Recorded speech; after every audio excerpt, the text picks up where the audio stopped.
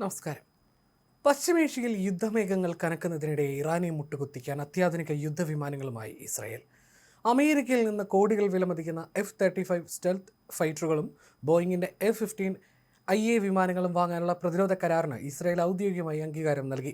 വരും വർഷങ്ങളിൽ മേഖലയിൽ സമ്പൂർണ്ണ വ്യോമാധിപത്യം ഉറപ്പാക്കുക എന്ന ലക്ഷ്യത്തോടെയാണ് ഈ പടുകൂറ്റൻ നീക്കം. ഇസ്രായേൽ പ്രതിരോധ മന്ത്രി ഇസ്രായേൽ കാറ്റ്സാണ് പുതിയ പദ്ധതി പ്രഖ്യാപിച്ചത്. എന്നാൽ ഇതിനേക്കാൾ ശ്രദ്ധേയമായത് പ്രധാനമന്ത്രി ബെഞ്ചമിൻ നെതന്യാഹുവിൻ്റെ മുന്നറിയിപ്പാണ്. ഞങ്ങളുടെ പൈലറ്റ്മാർക്ക് ഇറാന്റെ ആകാശത്ത് എവിടെയും എത്താൻ കഴിയും, ആവശ്യം വന്നാൽ അവരത് ചെയ്യുമെന്ന നെതന്യാഹുവിൻ്റെ പ്രസ്താവന ഇറാനുള്ള നേരിട്ടുള്ള വെല്ലുവിളിയായിട്ടാണ് ലോകം കാണുന്നത്. ഏത് ശത്രുവിനെയും അവരുടെ മണ്ണിൽ കയറി ആക്രമിക്കാൻ ശേഷിയുള്ള ഷീൽഡ് ഓഫ് ഇസ്രായേൽ പദ്ധതിയുടെ ഭാഗമായിട്ടാണ് ഈ വിമാനങ്ങൾ സേനയുടെ ഭാഗമാകുന്നത്. വ്യോമസേനയുടെ ആധുനികവൽക്കരണ പദ്ധതിയിലെ നിർണായക ചുവടുവയ്പ്പായിട്ടാണ് ഈ തീരുമാനത്തെ വിലയിരുത്തപ്പെടുന്നത്.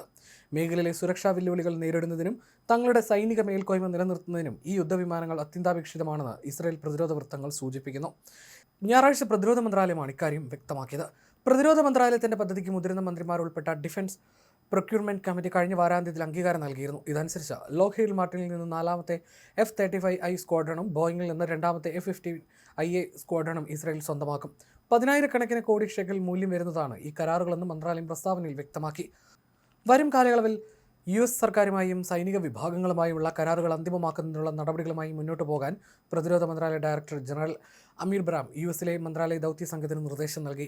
ഈ വിമാനങ്ങൾ എത്തുന്നതോടെയും വരും വർഷങ്ങളിൽ ഇസ്രായേൽ വ്യോമസേനയുടെ F-35I വിമാനങ്ങളുടെ എണ്ണം 100 ആകും.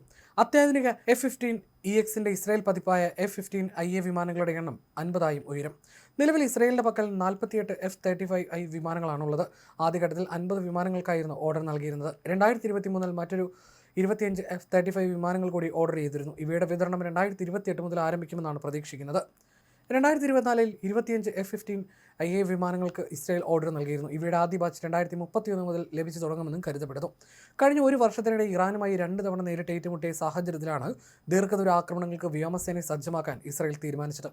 ഇറാന്റെ പ്രതിരോധ സംവിധാനങ്ങളെ തകർക്കാൻ അത്യാധുനിക F-35 വിമാനങ്ങൾ അത്യന്താപേക്ഷിതമാണെന്ന് ഇസ്രായേൽ കരുതുന്നു. 2023 ഒക്ടോബർ 7 ഹമാസ് ആക്രമണത്തിന് ശേഷം ഇസ്രായേലിന്റെ പ്രതിരോധ ബജറ്റിൽ വൻ വർധനവാണ് ഉണ്ടായിരിക്കുന്നത്.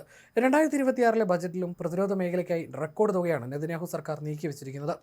വരും വർഷങ്ങളിൽ ഇസ്രായേലിന്റെ വ്യോമാധിപത്യം ഉറപ്പാക്കുന്നതിനാണ് ഈ പദ്ധതിയെന്ന് പ്രതിരോധ മന്ത്രി ഇസ്രായേൽ കാറ്റ്സ് പ്രസ്താവനയിൽ പറഞ്ഞു. ഇസ്രായേൽ പ്രതിരോധ സേനയ്ക്ക് ഏത് സമയത്തും എവിടെയും പ്രവർത്തിക്കാനുള്ള കരുത്ത് നൽകുന്ന ഷീൽഡ് ഓഫ് ഇസ്രായേൽ പദ്ധതിയുടെ ഭാഗമായിട്ടാണ് വിമാനങ്ങൾ വാങ്ങുന്നത്.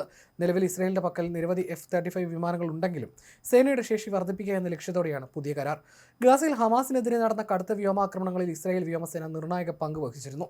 ഹമാസിന്റെ കമാൻഡ് സെന്ററുകളും തുരങ്കങ്ങളും ലക്ഷ്യമിട്ട് നടത്തിയ ആയിരക്കണക്കിന് ആക്രമണങ്ങളിൽ ഗാസയിലെ ജനവാസ മേഖലകൾക്ക് വലിയ നാശനഷ്ടങ്ങൾ സംഭവിച്ചിരുന്നു. ഈ പശ്ചാത്തലത്തിൽ വ്യോമശേഷി കൂടുതൽ വിപുലീകരിക്കാനാണ് ഇസ്രായേൽ ലക്ഷ്യമിടുന്നത്.